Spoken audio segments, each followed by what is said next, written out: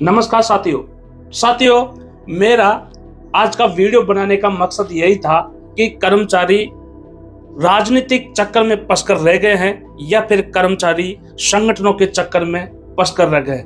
इसका जरूर आप टिप्पणी कीजिएगा, उत्तर दीजिएगा और कमेंट बॉक्स में जरूर दीजिएगा, लाइक कीजिएगा और शेयर कीजिएगा इस वीडियो को, क्योंकि आज का वीडियो सभी कर्मचारियों के लिए अहम है, जिसमें हम बताएंगे कि ओल्ड पेंशन बहाल का मुद्दा संगठनों के बीच या फिर राजनीति के बीच में फंसकर क्यों रह गया।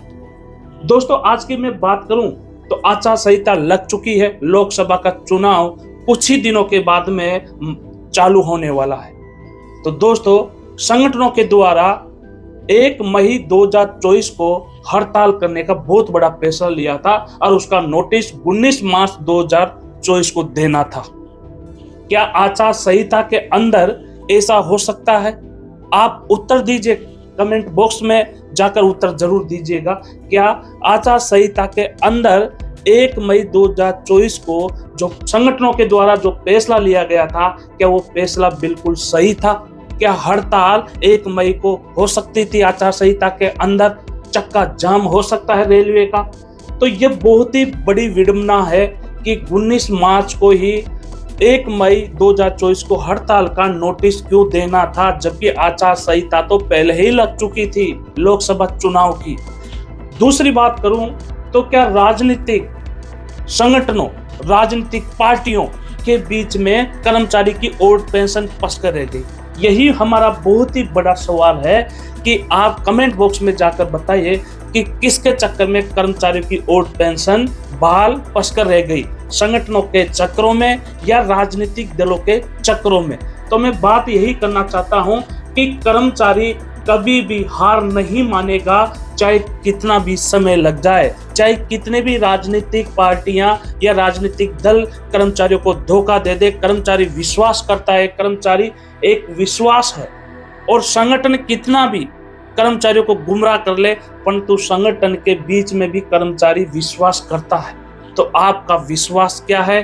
तो कर्मचारियों को यही कहना चाहता हूं कि हार हम सब कर्मचारियों को नहीं मानना है, और यही बहुत बड़ी हमारी जीत है कि बहुत सारे राज्यों में पुरानी पेंशन बहाल भी हो चुकी है, और लोकसभा में ओल्ड पेंशन को आपका वोट जाता है या नहीं जाता है, ओल्ड पेंशन स्कीम बहाल के लिए आपका परिवार का वोट ओल्ड पेंशन को जाता है या नहीं जाता है, ये सभी कर्मचारियों पर निर्भर करता है। अगर 1 करोड़ कर्मचारी है तो एक परिवार में 4 सदस्य जोड़ा जाए तो 4 करोड़ फैमिली ऐसी है जो कर्मचारियों की फैमिली है, और सीधा 60 कर्मचारी अपना वोट से विरोध प्रकट कर सकते हैं कि हम ओल्ड पेंशन के लिए ही वोट करेंगे। जो हमको ओल्ड पेंशन बहाल करके देगा, उसको ही हमारा कर्मचारियों का वोट जाएगा।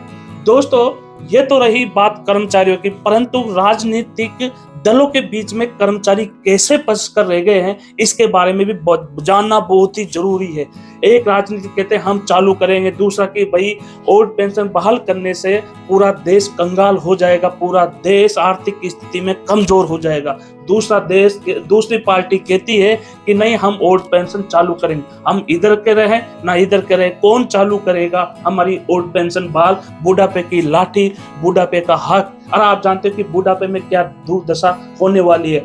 आपके बुढ़ापे में ना आपका पुत्र ना पुत्री काम आएगा, आपको बुढ़ापे में काम आएगा तो आपकी पुरानी पेंशन। सच्चा दोस्त, सच्चा सब कुछ है तो ओल्ड पेंशन स्कीम है। तो आपको सोचना होगा कि हम किसके बीच, किसके चक्करों में फंस कर रह गए हैं। दूसरी बात करूं कि संगठनों, रेलवे के संगठनों के साथ 40 संगठनों ने मिलकर यह फैसला लिया था कि हम 19 मार्च 2024 को हम नोटिस देंगे 1 मई 2024 को रेलवे का चक्का जाम, रेलवे का हड़ताल का।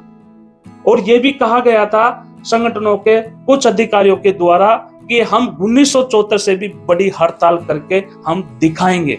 1974 तो छोड़िए, आप केवल भूख हड़ताल ही कर सकते हैं 2 दिन 3 दिन ही, परंतु आप वो नहीं कर सकते जो कर्मचारियों का हक दिला सके। कर्मचारियों का हक ओल्ड पेंशन स्कीम ही है। कर्मचारी आपके साथ है। कर्मचारियों का ओल्ड पेंशन स्कीम बहाल के लिए वोट पढ़े गए थे तो वोटों में 96% कर्मचारी सहमति जताई थी कि हम और पेंशन बहाल के साथ हैं और जो कर्मचारी संगठन लड़ेगा हम उसके साथ हैं। तो कर्मचारी किस चक्कर में फंसकर रह गए हैं कि कर्मचारी अभी वहां का वहीं है, परंतु आने वाले समय में लोकसभा का चुनाव है तो आप सोच सकते हो कि आपका वोट की कीमत क्या होगी और आपकी ओल्ड पेंशन बहाल कौन करेगा। तो ये जरूर आप कर्मचारियों को भी बताइए और यही है कि आने वाले समय में कर्मचारी हार नहीं मानेंगे, जबकि कर्मचारी 100% जीत कर रहेंगे, चाहे थोड़ा समय लग जाए। अगले वीडियो में फिर मिलते हैं, जब तक जय हिंद जय भारत। टोपी लगा के बैच लगा के बच्चा जाता है और फिर ताबूत में आता है घर, ताबूत में। क्या उनको पुरानी पेंशन नहीं मिलनी चाहिए? दुनिया की बहस कर रहे हो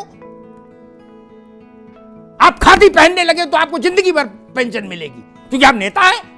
क्या किया आपने देश के लिए? कौन सी कुर्बानी दी? बोले हम चिल्लू पार्क विधायक हैं, बोले जी हम बांसगांव के विधायक हैं, हम नगीना के विधायक हैं। अरे क्या किया आपने देश के लिए? क्या किया बताइए? क्या योगदान है देश में आपका? साइकिल पर चूहा मार दवा बेचने वाले अरबपति हो गए, यही ना योगदान है? Border security force, CISF, Tibet battalion, तमाम हमारे पैरामिलिट्री फोर्स, उनकी विधवाएं हमसे कहती हैं, उनके संगठन हमसे कहते हैं कि अमिताभ जी क्या हमारे बच्चे का बलिदान इस लायक भी नहीं? गुलगुले खा रहे हो और बातें कर रहे हो सब लोग, अच्छे अच्छे कमरों में बैठे हो और ज्ञान दे रहे हो देश को, यूनियन चला रहे हैं सब लोग। उसके साथ कौन सी यूनियन है? 20, 22, 23 साल 24 साल का लड़का मर जाता है, शहीद हो जाता है। कितने नेताओं के लड़के हैं सेना में बता दो? कितने नेताओं के लड़के गए सेना में? कितनी लाश शहीद होकर आए बता दीजिए। कोई तुलना है देश के लिए आप और उनके योगदान की? नेता ने अपना लड़का नेता बनाया, बोले बेटा 4 बार विधायक मैं रहा, 4 बार तू रहे। फर्रुखाबाद में एक सीट है, मोहम्मदाबाद थी, अब अमृतपुर नाम हो गया अगर मैं सही याद कर रहा हूं। 16 बार अभी तक